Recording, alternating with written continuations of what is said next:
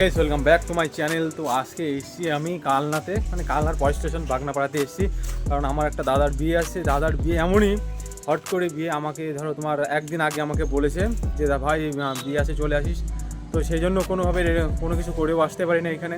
হঠাৎ করে বিয়ে অনুষ্ঠান করে বড় সড়ো করে অনুষ্ঠান করে লোক সমাজে খাইয়ে সেরকম অনুষ্ঠান করবে না, যেটুকু পারবে মানে একদিনের জন্য যেটুকু পারবে। চলো আজকে খুব মজা হবে, মানে অনেকদিন পর। আর এই ভিডিও পোস্ট করতে করতে অনেকটা লেট হয়ে গেল, কারণ আমি নিজের একটা পার্সোনাল কাজের জন্য ব্যস্ত ছিলাম। তো সেই জন্য আমার বেশি একটা মনেও ছিল না যে আমার দাদার একটা ভিডিও আছে, ওই ভিডিওটা পোস্ট করব। তো যাই হোক করে অনেক দিন ঘেটে তারপর আজকে আমার ভিডিওটা পেয়েছি, তাই ভাবলাম যে ভিডিওটা যখন আছে তাহলে তোমাদের সবার সাথে শেয়ার করে দিই, সেই হিসেবেই আমার এই ভিডিওটা তোমাদের সাথে শেয়ার করা। হঠাৎ একদিন দাদা আমাকে ফোন করে বলে যে, মানে বিয়ের একদিন আগে আমাকে ফোন করে বলে যে ভাই আমার এই দিন বিয়ে আছে, তো চলে আসিস। তো সেইভাবে কোনো কিছু অ্যারেঞ্জমেন্ট করতে পারবো না, তাও তুই চলে আসিস, যেহেতু তুই একমাত্র আমার ভাই আসিস। মানে একমাত্র ভাই না, আশপাশে অনেকেই ভাই আছে, কিন্তু যেহেতু আমিও পিসির ছেলে, ছোটো পিসির ছেলে, সেই জন্য আমাকে ফোন করে বলে যে আসিস। আর আমি ওর বিয়েটা নিয়ে খুব এক্সাইটেড হয়েছিলাম, যে অনেক দিন আগের থেকেই এক্সাইটেড ছিলাম যে দাদার বিয়ে হলে খুব মজা হবে, আনন্দ হবে।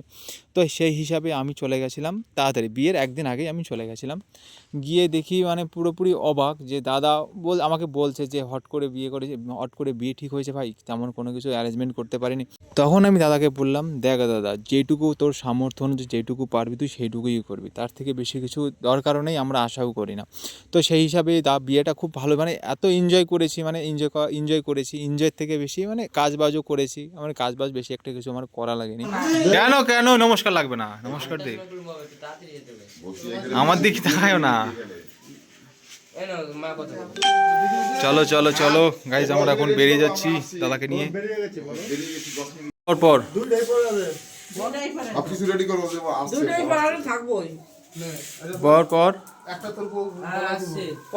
সেদিক টাকা এদিক টাকা।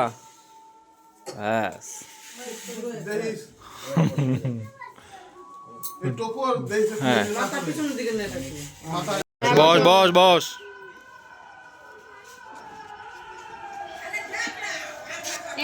বসবে না যে ই করবে তোমরা দান দোকান দিয়া দাঁড়ানো পুরো না নিয়ে যাব, কোনো পছন্দ নাই।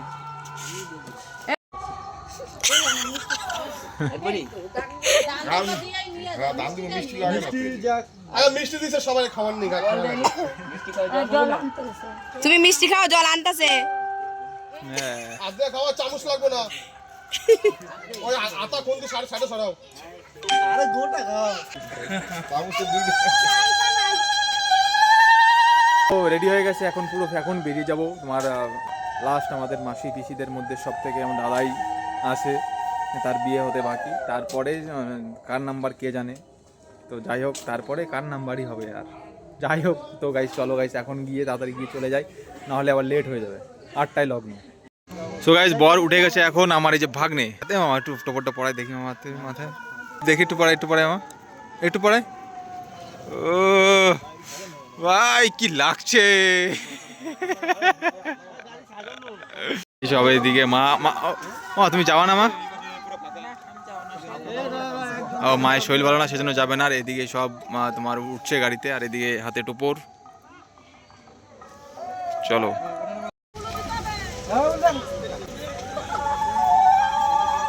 গাড়ি নিয়ে আসছি বাবা, যাও। হ্যাঁ সুমন কো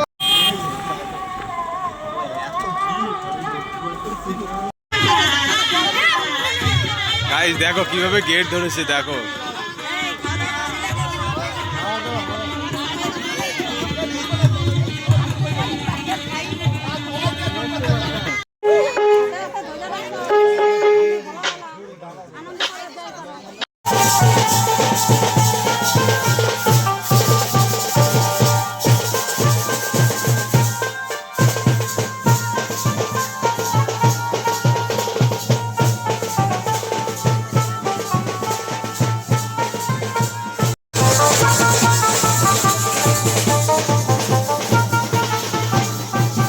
যে দাবি শুরু হয়েছে 5,001 টাকা, ভাবা যায়? হ্যাঁ 5,001 টাকা। হ্যাঁ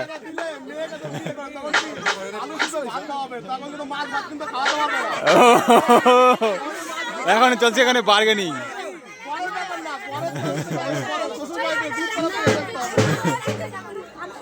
কেমন লাগছে? আরে ঠান্ডা, অন্য কিছু না তো? সত্যি করে বল, সত্যি? আমার মামা তো পুরো, মামা তো এখন অন্য জগতে আছে। তোর কেমন লাগছে বল, সত্যি কথা বল, মন থেকে বল। নে চল, ঠান্ডার সময় গরমার লোক চলে আসছে, অসুবিধা নাই। আমার দাদা এখন বিয়ের পিড়িতে বসে গেছে এখন। আর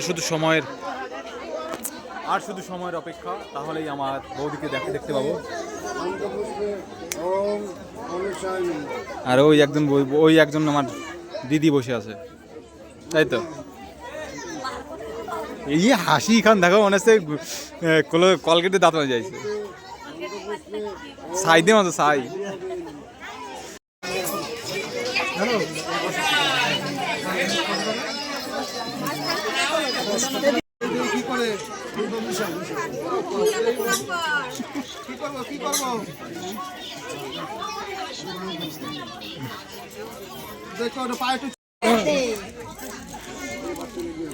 হাসি আর ধরে না।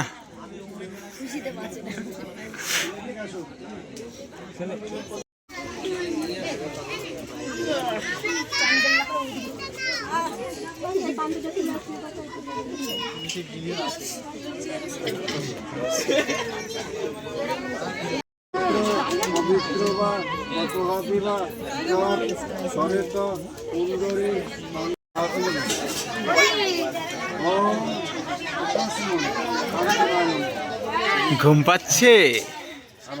হ্যাঁ পাচ্ছে। ও ধুমা, একদম চোখ মুখ পুরো জ্বলে যাচ্ছে। তো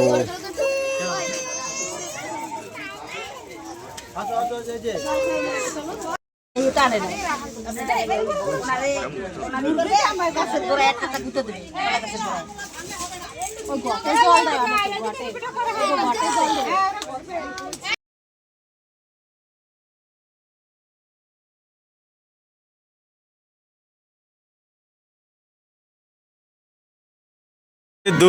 দুই কোণের খাওয়া দাওয়া পুরো কমপ্লিট হলো। এখন সব হাতে ব্যস্ত আছে, কখন বাড়ি যাবে আর কখন ওরা ঘুমাবে।